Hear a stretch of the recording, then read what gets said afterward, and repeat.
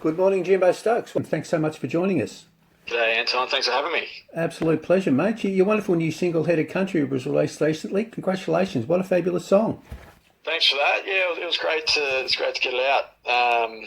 The whole process was a lot of fun, really, from writing through to release day. And now it's kind of moving on to the next one. But it's a good feeling to have it out and about. Yeah, fantastic, mate. You're a country Yep. music artist based in Scone, New South Wales, of course. Yep. Can you tell us a little bit about yourself? I believe you grew up on a sheep and cattle station near Australia's country music capital, Tamworth. I did. So yeah, I've done a bit of a 360 or a 180. I went Right. grew up on a farm near Tamworth, on a sheep and cattle farm there, a little town called Manila, and then I went down to Sydney. I was studying and working, playing a bit of rugby down there for a number of years. So sort of went in a different direction, but enjoyed that. But was working full time in the corporate world.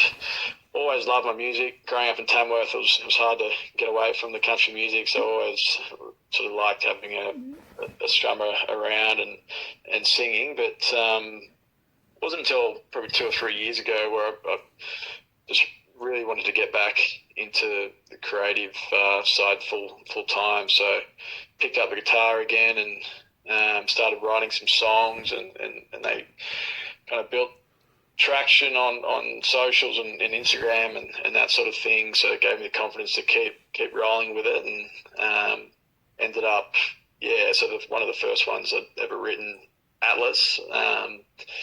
Ended up getting that fully produced, teamed up with Rob McCormack, and that was my debut single. So that's only going back a number of months, end of last year. Now it was the first one, Atlas, and then great to have the second one out there as well now. So Headed Country, yeah. Yeah, fantastic, mate. Look, and you mentioned growing up near Tamworth, and like you said, it was probably pretty hard not to sort of get involved in country music in that part of the world. Yeah, absolutely. I mean, it's a great festival. It's a great scene there over the 10 days every year. I think as locals, you'd often try and get away during that time. It was just so hot, but we definitely did plenty of the music festivals, and just the fact you've got the live music on or down the street and in every venue is fantastic. And it's hard to get away from just the social aspect of country music. Just being able to pick up a guitar and play pretty acoustically. I sort of a one-man band, just myself and the guitar, so it works well, and I like the style of music. So it's great to be back up that way as well again. So Scone's only an hour and a half away from Tamworth, so not too far. It's a bit closer to Sydney than Tamworth, but it's easy to get there. I was up in Tamworth again at the start of the year. Always have a good time up there. Yeah, fantastic. Look, and absolutely love your voice. And I believe you trained as an operatic tenor at one stage, prior to actually taking up country music. Yeah, can you tell us a little bit about that? It's sort of a bit of a change, isn't it? Operatic tenor to country music. Bit of a different path. Yeah. So as I mentioned, I had that background, so the country music was always there, but I wanted to get more into to singing, and was really keen just to really nail down the fundamentals and get that, the technique sort of robust. And I like operatic singing. I like many of the songs. So I ended up doing a couple of lessons down in Sydney. So I was working full time, and I was really keen to get another outlet. Right. So I started that, and that kind of progressed, and I got directed to a lady who was a pretty seasoned, very professional opera trainer. So worked with her for a couple of years, and it was a lot of fun. Don't think I ever really desired to be a full-time opera singer later in life, but it was definitely a great training ground, and I think pretty applicable to all types of music and singing. So glad to have done it. Yeah, fantastic. And then you can hear it coming through when you're singing country music, mate. Fantastic stuff. Yeah, But yeah, no, look, that's cool. yeah, look. You mentioned you're a full-time creative these days, of course, and having previously worked in the corporate world.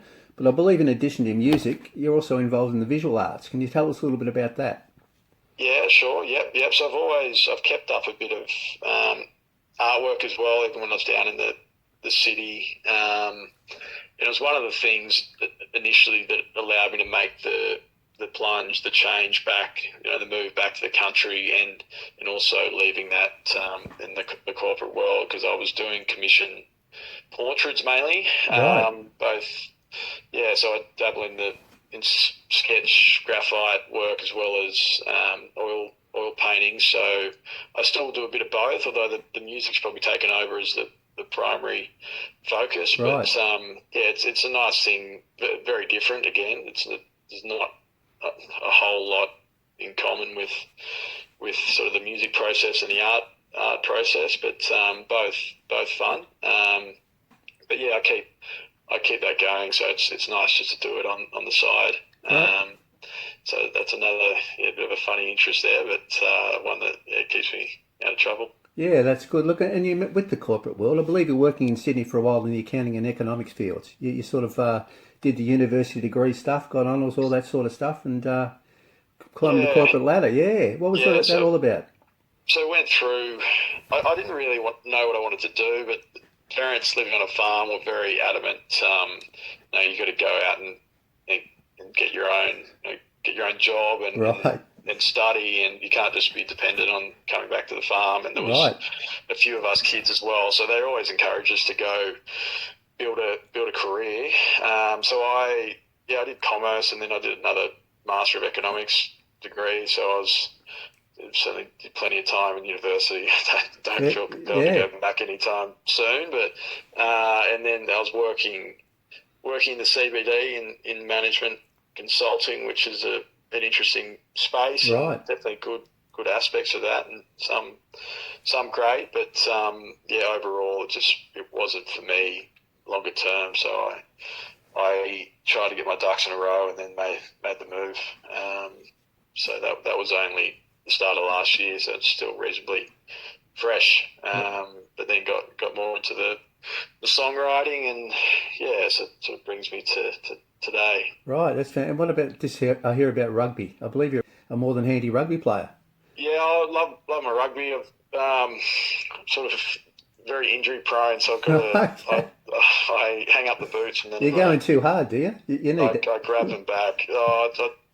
I try and have a crack, but I don't know. A It little bit seems a different unlucky. injury every time. I think I've got Right, to do a bit more stretching. But I when I moved back out to the country last year, I had a run around again, and it's a lot of fun. Country rugby's great. I played down in Sydney reasonably competitively when I was down there, and right. that's good in a way as well. But it's hard to compete with country rugby. You just got there's great smaller towns bursting each other. There's fantastic culture around all the clubs, and the Central North comp up here. So we play Tamworth and Narrabri and Gunnedah and all these really great sort of farming towns and cities. So it's a good community and a good thing to be involved in. I've been to a couple of games this year. I haven't been sneaking the boots into the back of the car just in case yet, but Fair enough. never know. I might have a run or two later in the year. That'll be good, mate. We're all AFL down here in Victoria, mate. We sort of know a bit about rugby, but AFL, but Yeah, fantastic yeah, stuff. Yeah, look, we head of country. We mentioned it's your second single, of course, following your debut single, Atlas. Can you yeah. tell us a little bit about the song? You gave us a bit of an idea previously, but how it came about and the inspiration behind it? Yeah, for sure. So it's very much a story-based song that's telling the story of what I did last year. So the chorus has packed it up and headed country, and that's basically Right, I got out of the city life and got back out to the country. But I think it's probably a bit broader than that. I mean, it's just anyone that might be just heading home or heading back out to wherever they want to go. There's that feeling of release and freedom, and a great sort of moment when you're in the car, or just knowing that you're you might be going on holidays, whatever it is. So that kind of feeling of freedom is what we're trying to capture with Headed Country. But it's quite literal as well. If you see the video clip, I went back down to the city to film a couple of scenes there and to throw the suit back on, and then we came back up and filmed the rest up here around Scone. No, the video is fantastic, and you're right. It tells the story really well, doesn't it? It fits with the song beautifully. It gives it another dimension. And it's a lot of fun doing videos, especially if it's a mini story. Yeah, absolutely the great. Narrative. So that was Headed Country, and then Atlas was the first one I wrote, which was another very personal one, and that was a tribute to my late mother who passed away in 2016. And that was just sort of going through a day in my life at the time when I was working full time in the city and just completely spaced out, thinking back to the good memories on the farm with mum and just trying to live two worlds at once. So that again, the video sort of goes through that process. But I'm sure a lot of people can resonate when they're dealing with grief, but having to front up the day to day. Yeah, no, it's a beautiful song. And look, your mother was a very well-known, respected member of the community.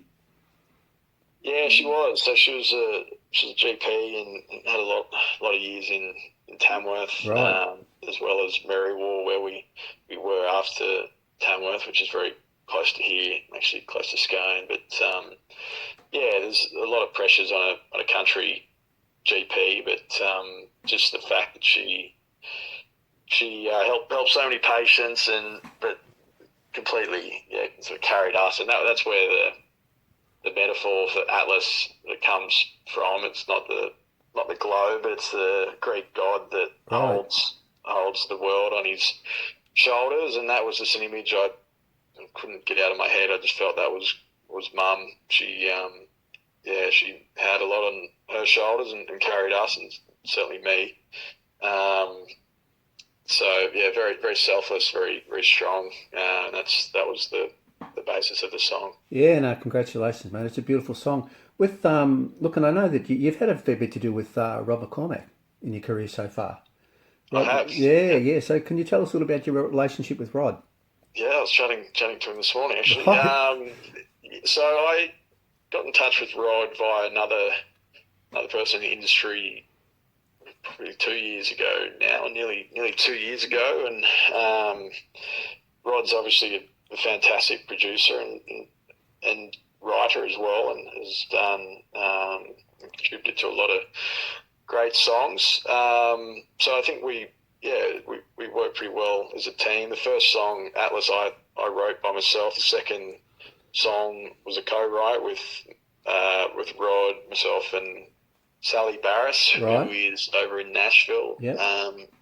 And that worked well as well. It's really good to bounce off other experienced people, professionals like Rod and Sally. So but they still respect your vision for whatever it might be. So it's a pretty cool thing to be able to write with those guys. Yeah, absolutely fantastic. And look, what about future release? Yeah, absolutely. It's definitely ramping up.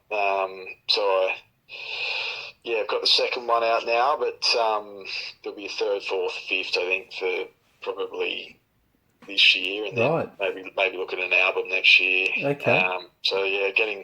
Ramping up the content, but it's taking up more and more of my time, but enjoying it a lot. So it's great to be able to have the privilege of spending time making it and going through that process from writing through to release. Yeah, that's great. And what about performing live? Have you got any plans in the pipeline there? Yeah, I do. I've just come off one over the weekend. Right.